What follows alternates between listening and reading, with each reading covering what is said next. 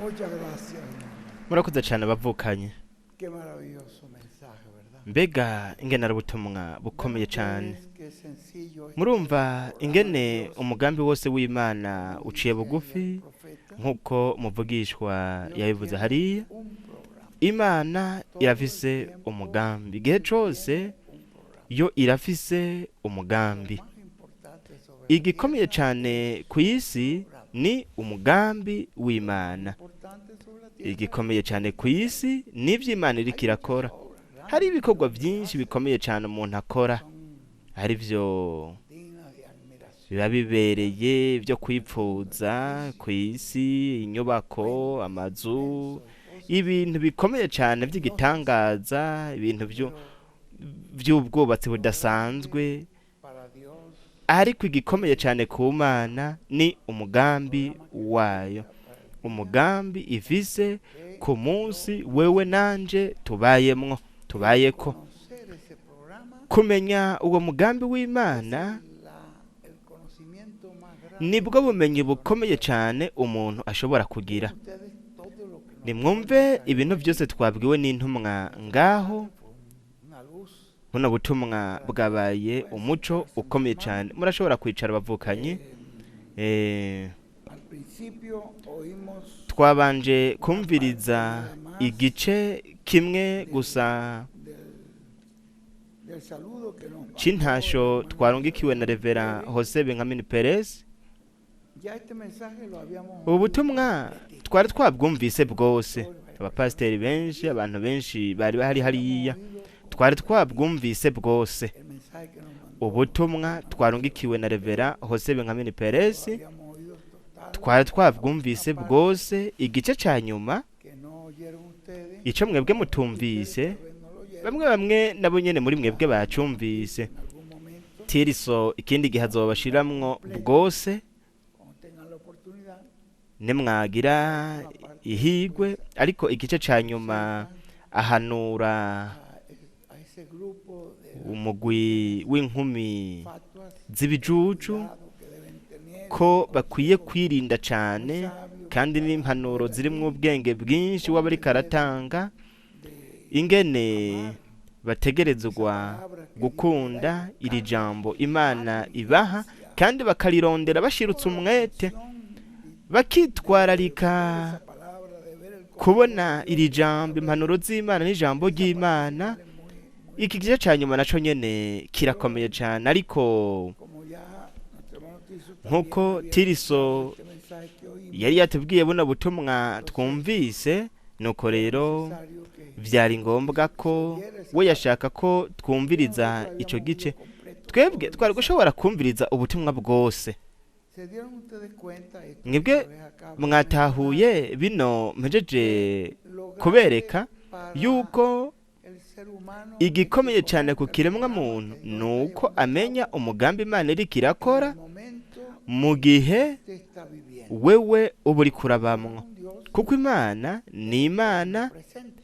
ihoraho ni Imana uhoraho yamaho mu gihe ca Mose kwari kugaragara ko Imana kwari kumwe na Mose hariya La bendición mbega nuwuhe mugisha el mensaje kwari gukurikira ubutumwa Imana yari kwiratanga biciye muri Mose kuko ntiyari Mose Dios. yari Imana mu mugambi Y wayo así fue cuando terminó uko niko vyabaye igihe yarangiza Mose Imana yabwiye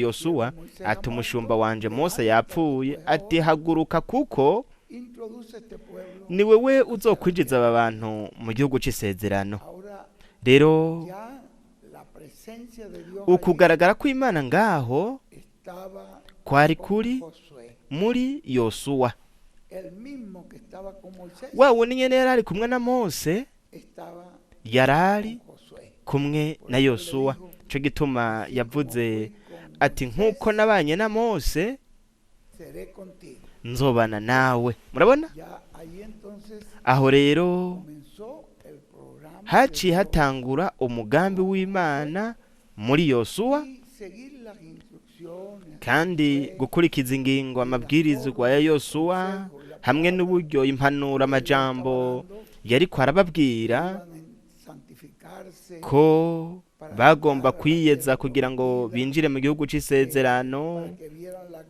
kugira ngo babone ubwiza bw'Imana bugaragaye igihe Yorodani yacikamwo kubiri. Nuko rero amabwirizwa Yosuwa yariko arabaha ndetse n'abahereji bari bateruye isanduku y'isezerano, bo igihe binjira muri Yorodani bahonyoza ibirenge vyabo muri Yorodani. Yorodani yari ngaho, ariko igihe bumvira ijambo rya Yosuwa binjira bahonyoza ikirenge muri Yorodani. Bagiye bagenda gushika mu bikanza runaka kugeza aho bahagaze, nuko Yorodani icikamwo kubiri. Hanyuma baca batangura, ayo mazi yaraje atangura gusubira inyuma, nuko acaba nk'uruhome rw'amazi. Nuko murabona rero ko cari ikibazo cyo gukurikiza amabwirizwa Imana yatanga. Izo mpanuro Imana yariko iratanga biciye muri Yosuwa nizo bo bategerezwa kumenya muri ako kanya. Uko niko rero vyabaye muri buri gihe, ubwo Imana yari yihebereye mu muvugishwa, mu ntumwa. Umugambi w'Imana buri gihe wamye uri mu kiremwa muntu, mu muntu, kandi ubwo nibwo bumenyi twebwe dukeneye uyu munsi. Yesu yarabitubwiye hariya mu gice ca 17, ati ubu nibwo bugingo budashira, ko bakumenya wewe Mana y'ukuri hamwe na Yesu Kristo uwo watumye. Kuko ukugaragara kwa Yesu Kristo ngaho kwari ukugaragara kw'Imana muri ako kanya, kandi wari umugambi w'Imana muri ako kanya. Kandi igihe umwami yagenda yasigiye impanuro intumwa, abigishwa kugira ngo barindire, kuko ngaho niho habereye uwundi mugambi mushasha. Bari guhabwa rero umwitsa mpwemu yera, ari we yari kubarongora, akabigisha kandi akabibutsa. Mwumva ibintu byose avuga ngaho bivugwa kuri mpwemu yera, yari kubibutsa ibintu nababwiye. Nuko rero aho haza igikorwa ca mpwemu yera, aho hari umugambi w'Imana. Yesu ntiyari agihari, ariko yari ahari mu buryo bwa mpwemu yera. Nuko rero n'ingirakamaro cane buno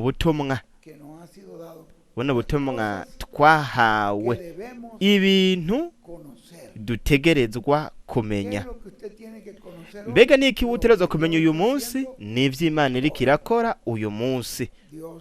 Imana yandungitse kwa Branham, kandi aho hari inkingi y'umuriro ikirarongora abantu biciye mu butumwa Imana yagenda iratanga, ijambo Imana yagenda iravuga. Hanyuma igihe Branham yagenda, Imana yari yarateguye ikindi gikoresho ico izobandanirizamwo igikorwa cayo, kandi uko niko bimeze buri gihe. N'ingirakamaro cane ko twebwe dutahura ivyo, ko ari ngombwa kugira ngo twakire imigisha y'Imana, tumenye ivy'Imana iriko irakora uyu munsi. Wewe uvyase kubera ko umengo biroroshe, kubera ko umengo biraciye bugufi, koko wewe ufata yuko bitameze nk'uko wewe uvyibaza, wewe urashobora guhomba umugisha ukomeye cyane, kuko Imana ntizohindura. Imana ico yamaze gutegura gukora nico izokora, kandi nico izokwama ikora. Ntabwo izohindura kubera ko wewe umengo bikugaragarira nko kumengo sivyo, canke kubera ko wowe ufise impari ivyiyumviro vyawe. Birashobora kuba vyiza intererano wotanga, ariko umugambi Imana yemera ni umugambi Imana ibiriko irakora. Ngiye kubasaba ko mwosengera igikorane cejo kizotangura 2:00 zo mu gatondo hamwe n'indirimbo. Nuko aho tuzogira inyigisho ku butumwa bw'umuvukanyi, inyigisho za bibiliya izo tuzozanirwa na Revera Jose Benjamin Perez. Izo nizo nyigisho tuzogira, kandi no mu bintu ibyo nibyo tuzotangura kumbure nk'uko Yoweri buri gihe yama dutangurira. Nyuma yaho ico tuzokora, muze mwitwararike cyane inyigisho tuzozanirwa n'umuvukanyi wacu Alfonso Acero, kuko ni inyigisho zijanye n'amabanga ahishuwe. Hariho amabanga Imana yahishuye, ariko yayahishuriye bande? Yahishuriye abana bayo, yahishuriye abazohezagirwa nuko guhishurirwa. Umwami Yesu yarabwiye abantu, abigishwa ati kubera iki ababwirira mu migani? Arababwira ati nuko bo batahawe kumenya amabanga y'ubwami bwo mwijuru, ariko mweho mwebwe mwarahawe kuyamenya ayo mabanga, kuko mu bumenyi bw'ano mabanga y'ubwami bwo mwijuru harimwo ubugingo budashira, harimwo umugisha, harimwo ibyo bo abo bari bakeneye kugira ngo bashobore kuronka gushitswa kw'isezerano ry'Imana ryo muri ico gihe. Nico gituma yabahamagaye abita abanyamahirwe, nico gituma yabise abanyamahirwe. Ningira akamaro cyane ana majambo atangura ngaha muri no ntangamarara yakozwe na ntangamarara izokogwa n'umuvukanyi Alfonso. Muri iki cyanditswe jiwe nafashe ko ari ico cishingiro ry'ubu butumwa bwacu bwose. Ngiye kubasomera kano gace konyene kugira ngo mubone ishingiro ry'ibi bintu byose. Yaravuze buvukanyi William mu butumwa igihe gishikijwe bwavuzwe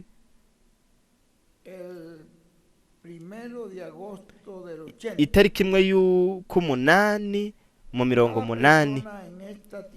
Buri muntu wese ngaha ku isi byo munezera kuba umwana w'Imana, ariko abantu benshi ntibazi namba ari abana b'Imana cyangwa atari abana b'Imana.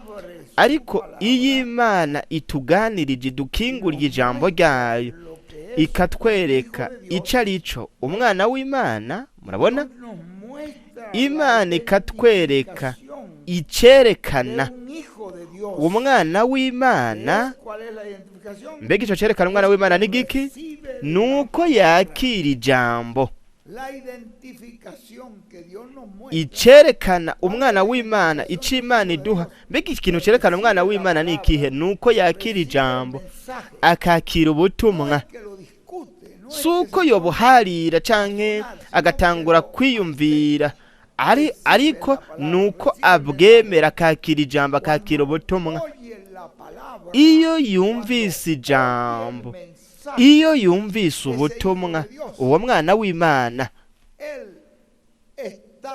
wewe aba ariko yumva ijwi rya shebuja.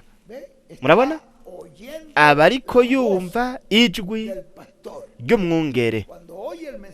Iyo yumvise ubutumwa, iyo yumvise ijambo, aha hariho n'ibintu biba muri we bimwereka yuko iryo ari ryo jambo, iryo ari ryo jwi ry'umwami. Murabyumva ibyo ariko aratubwira ngaha muvukanyi William? Ningira kamaro cyane kuri jewe n'iryo shingiro. Aravuze ko aha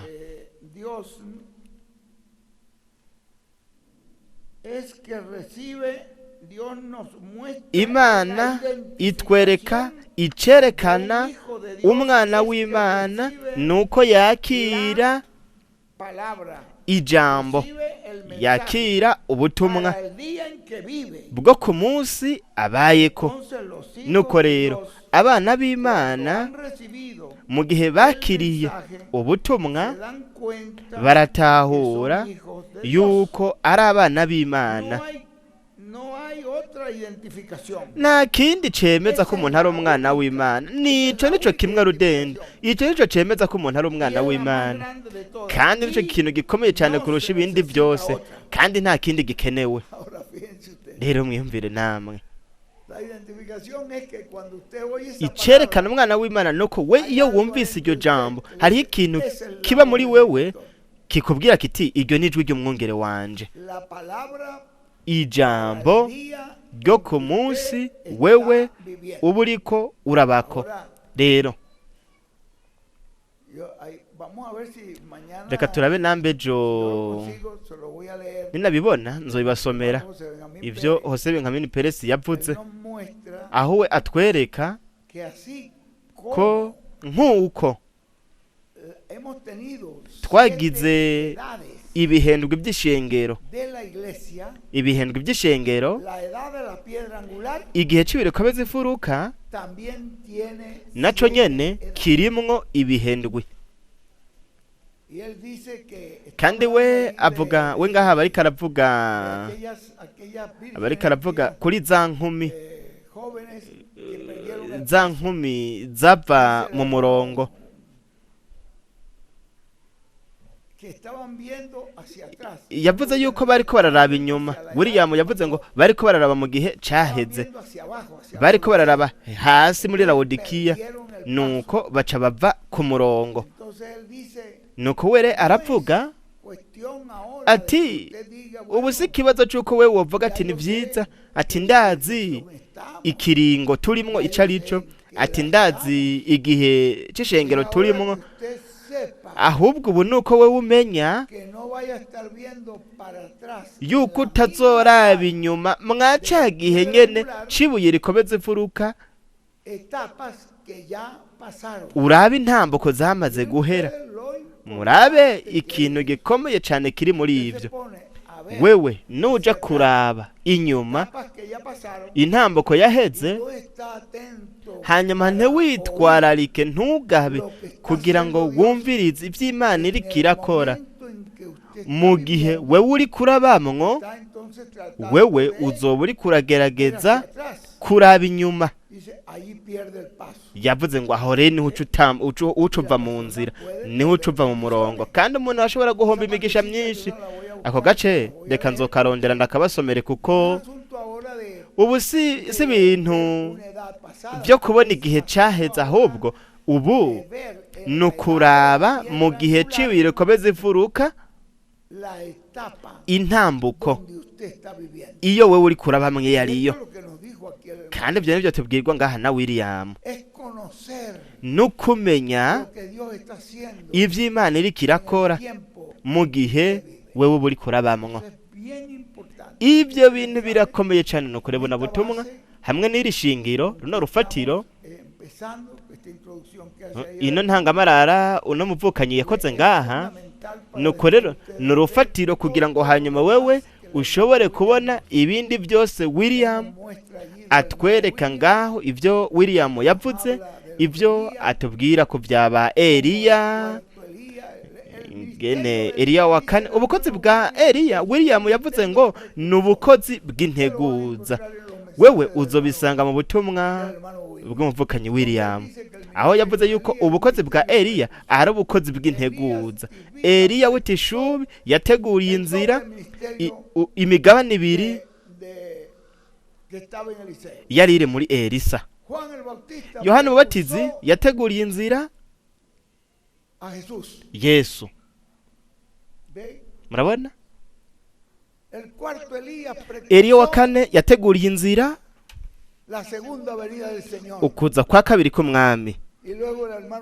Hanyuma William yaravuze ngo Eliya wa gatano nawe ategurira inzira Mesiya. Nuko rero ategurira inzira ukuza kwa Mesiya. Nuko igikorwa c'Imana kiva mu bwiza kija mu bwiza, kandi kiva mu kwizera kija mu kwizera. Ni igikorwa kigenda kirakura. Imana idufashe. Nico gituma babwira ko mwo kwitwararika cyane, nimba muzoba muri hariya ejo bizoba ari sawa. Hanyuma abandi badukurikira biciye kuri interinete n'ibihumbi by'abantu benshi bikonekita. Namwe nyene muze mwitwararike mutege ugutwi izi nyigisho kugira ngo mwumve ibintu byose William yavuze, ibyo tuzosomerwa ku butumwa bwa William kubijanye n'uru rutonde rwo ku munsi turiko turabamwo. Ningira kamaro cyane ko twebwe tuba turiko turabona tugavye twumva ivyo umwami ariko aravuga ku munsi w'uyu munsi turiko. Si umuntu, ntabwo ari si umuntu, ni mpwemu yera akoresha umuntu, ni mpwemu yera, ni inkingi y'umuriro, niyo iriko iratuganiriza kandi buri gihe yamye ikoresha igikoresho muntu. Nuko rero nditeze ko izi zari ntasho gusa ku bijanye n'ubutumwa bukomeye cyane twumvise uyu munsi, aribwo ari ibintu dutegerezwa kumenya, ibintu dutegerezwa kumenya uyu munsi mu gihe Imana yibereye mu gikorwa iriko iradutegura, idutegurira ugushitswa kandi amasezerano akomeye cyane yasezeranye. Kandi imbere yaho nk'uko tubizi mw'uko kwa gatatu nk'uko yavuze aho muvukanye William ariko avuga kwa gatatu, igice ca gatatu c'uko kwa gatatu yavuze ngo cigaragariza mu ihema. Kuga kwa gatatu kuzoboneka kuriko kugaragarira mu ihema. Nawe wavuga ati yego mu bitangaza no twumiza. Muvukanye hose nka mene Peresi aratwereka yuko imbere yuko haba ibitangaza n'imbere yuko haba twumiza ko hari ikindi kintu gikomeye cyane. Ico naco ni ijambo. Iryo jambo niryo ridutegura kugira ngo dushobore kuronka imigisha ikomeye cyane y'Imana. Niryo rikomeye kurusha ibitangaza. Wewe ne warindira gusa ngo hagere igihe cy'ibitangaza, ntuzigera umenya ijwi rya Kristo ngo utegure ubuzima bwawe kugira ngo wakire igitangaza gikomeye cyane, arico ari ukuronka n'umubiri ufite ishusho na kameremere by'umwami wacu Yesu Kristo. No kuvuga ngo uronke isezerano ry'Imana ry'uyu munsi. Mbega iryo sezerano nirihe? Nirihe yadusezeraniye? Nuko azoduha kwizera ko guhindurwa no kunyakugwa. Kandi yaratubwiye muvukanye hose nka mene Peresi ahantu hamwe yuko tutafise uko kwizera ko guhindurwa no kunyakugwa ntitwoshobora kuronka guhindurwa no kunyakugwa. Kandi uko kwizera kuzanwe n'ijambo. Imana buri gihe byose yabikora ikoresheje ijambo, izana iryo jambo. Bamwe barambwiye bati mbega n'ubuhe butumwa bwa Hosebe nka mene Peresi? Ni ino mirongo ariko aradusomera imuvukanye Branham, ino mirongo ariko aradusomera imuvukanye William. Nibwo butumwa, niyo mirongo nyene. Vyabaye ngombwa yuko ayironka, aronka umuntu amufasha kuyirondera. Ntabwo ari ikintu c'impanuka nk'uko gusa, ni ibintu byatanzwe n'Imana kugira ngo bidutegure, kuko Hosebe nka mene Peresi arabizi, ndetse wowe nanje twese turazi yuko abavugishwa batavuga nk'uko bishakiye, ariko abavugishwa bavuga bahumekewe na mpwemu yera. Kandi iryo niryo jambo wewe nanje dukeneye. Nuko rero ejo tuzotangura izo nyigisho hakiri kare nka 2 zo mu gatondo, indirimbo, hanyuma tuzoca dutangura izo nyigisho. Kandi hari abantu benshi baje kugira ngo badufashe, ndibaza yuko bazoba abo mugisha ukomeye cyane.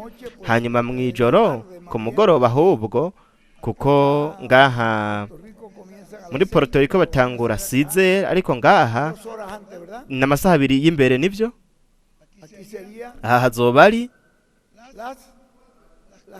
saa 10 zo ku mugoroba, niho tuzotangura twebwe hanyuma mwe murazi ubutumwa bw'ejo ubwo ari bwo, murazi yuko imbere abanza kutuzanira inyigisho ari iz'urufatiro rukomeye cyane kuri twebwe, kuko ntabwo ari inyigisho zizanwa n'ubwenge bw'umuntu. William bwiwe yaratubwiye ngo akiri ngaha akiri muzima yaravuze yuko twokwitwararika cyane tukumviriza imirongo dusomerwa na Revera Hosebe nka Mene Perez. Murabona yuko yamaze kubidukeburamwo, kuko ari igice c'ubutumwa wewe nanje turayikeneye. Ese Imana yadufasha, Imana iduhezagire. Sinashaka kurambirana cyane, ariko kubera ko twari dufise ijambo rya Hosebe nka Mene Perez, twebwe twari twaryumvise ryose, ariko mwebwe Tiriso arashobora kongera akaribashiriramwo mbere kugira ngo namwe muryumve ryose, kuko rirakomeye cyane naryo nyene. Ibi byose twari ko turabwirwa kandi birakenewe kuri twebwe. Ese Imana yobahezagira, tuzosenga kugira ngo izoba ari Imana yihesha icubahiro muri kino gikorane cejo hamwe no kuwa gatandatu. Imana ibahezagire cyane kandi bakoreshe cyane, mwebwe mwese muzogira uruhara muri iki gikorane. Imana iguhezagire Tiriso, urakoze cyane kubw'ihigwe uduhaye. Imana buri gihe ikugumize nk'uko uri umusore, kandi nibyo waguma aboneka ari nk'umusore. Imana ibahezagire cyane, Imana igufashe kandi ikurinde mu bintu byose uterezwa gukora.